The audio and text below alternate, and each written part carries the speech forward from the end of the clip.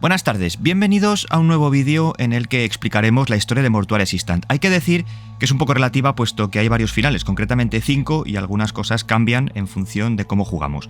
Así que adentrémonos en esta morgue.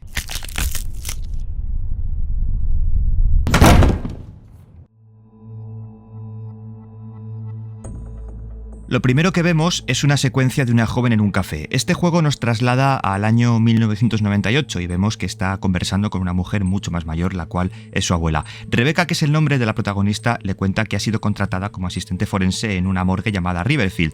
A su abuela no le hace demasiada gracia su nuevo trabajo, piensa que es oscuro y piensa que puede ocurrirle algo malo debido a que hay una aura siniestra a su alrededor. El lugar es conocido por sus fenómenos paranormales y sus historias de fantasmas, pero a Rebecca esto le da igual, es escéptica y piensa que esas cosas no existen. En cambio, su abuela piensa que sí y le regala un collar perteneciente a su padre que actúa como artefacto de protección. Su jefe, el señor Raymond, la espera en la funeraria y pronto le hace cargo de su primer cadáver. Rebecca tiene que seguir una serie de instrucciones y mecanismos para aprender el oficio. Su primer cuerpo es de un fallecido llamado Oswald Dalton y más o menos tiene que seguir los mismos procedimientos que con el resto, al igual que con la señora Dorothy Page. Su procedimiento comienza buscando heridas y marcas en los cuerpos de cada cadáver y tras esto comienza el proceso de embalsamar. Pero poco a poco van sucediendo cosas un poco extrañas, objetos que se mueven solos, ventanas que se cierran de golpe y sobre todo cuando el rostro de Dorothy Page comienza a transformarse mientras lo limpia.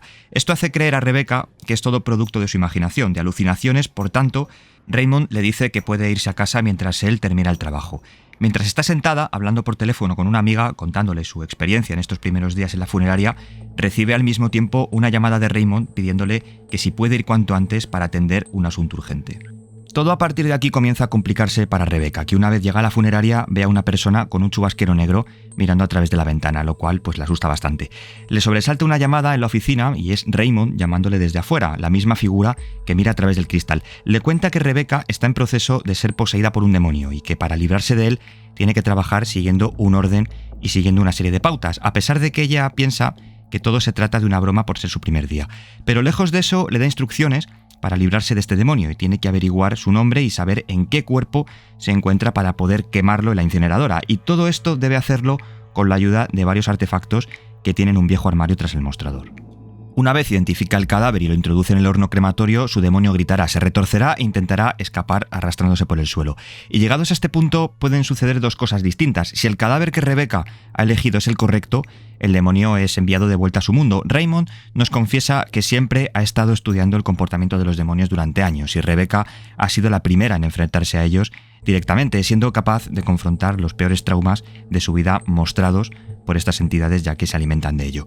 En algunas de las visiones de Rebecca vemos que tuvo una infancia muy dura, traumas infantiles que le han atormentado durante estos últimos años, aunque hablaremos después acerca de ello. Si elegimos el cadáver equivocado, se nos mostrará el final malo, en el que la protagonista queda poseída y destroza el cuerpo de Raymond como una rama seca.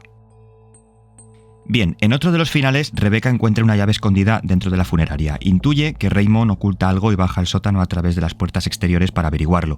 Allí encuentra unos documentos archivados de los años 80 sobre cómo consiguió derrotar a los demonios que le persiguieron después de tener a otros asistentes que murieron intentándolo. Entre ellos, escondió a un demonio llamado Valerie, a quien encerró mientras la alimentaba para mantener con vida su cuerpo con la esperanza de que algún día consiguiera extraerlo del cuerpo, del recipiente en el que se encontraba.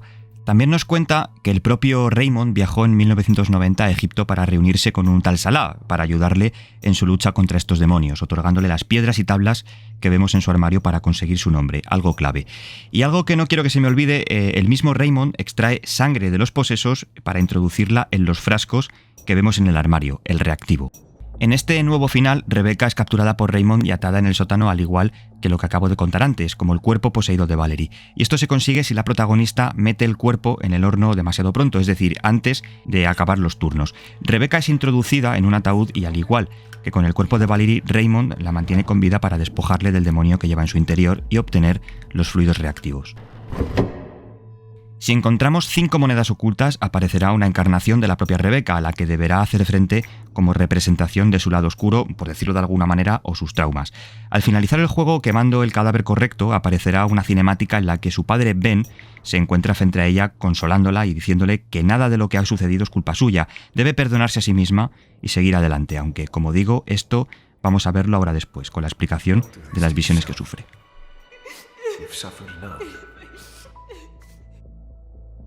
A medida que Rebecca embalsama cuerpos, se van sucediendo fenómenos dentro de la funeraria. Algunos de los más importantes son las visiones que nos ayudan a entender mejor a este personaje, su pasado, su vida y sus traumas. Vamos a comenzar cuando es arrastrada por una de las entidades a una de estas visiones y se encuentra en lo que parece ser un hospital psiquiátrico, donde este bote de antidepresivos nos revela que Rebecca tenía problemas con esta enfermedad mental.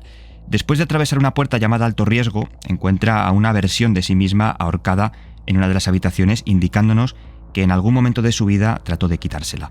En su mano derecha sostiene una moneda que dice 10 años sobria, una de las 5 monedas ocultas para desbloquear los finales secretos. Pero profundicemos un poco más en la historia de Rebecca. Las visiones, como he dicho, nos aclaran y despejan algunas cosas sobre su historia.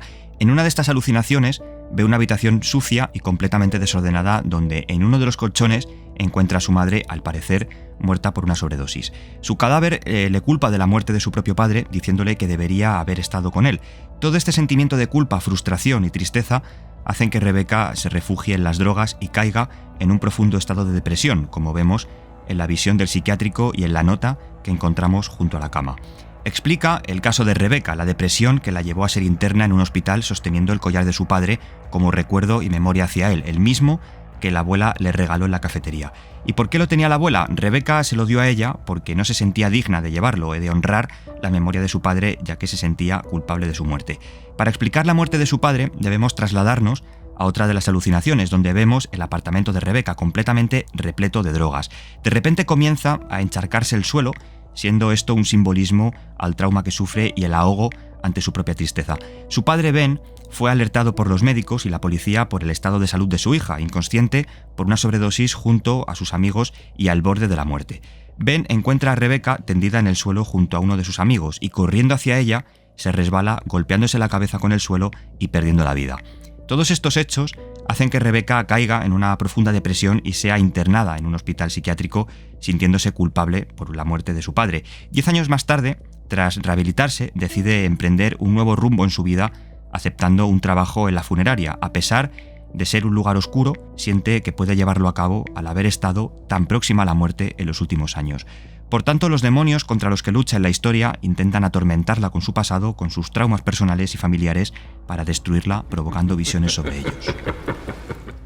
Digamos que el desencadenante de estos problemas fue la propia madre, adicta a las drogas y muerta por una sobredosis sobre un colchón, lo que puso la primera piedra para la depresión de Rebecca. Su madre, al parecer, no le dio el afecto y atención que necesitaba. La visión que tiene de su padre cuando le consuela representa la superación de Rebecca a sus propios demonios. Lo que sucedió no es culpa suya y debe perdonarse a sí misma para seguir adelante. Espero que os haya gustado este vídeo tocando una vez más temas como la depresión, los traumas o las adicciones desde un punto de vista un poquito más sobrenatural. Nos vemos en el siguiente, que os sea leve.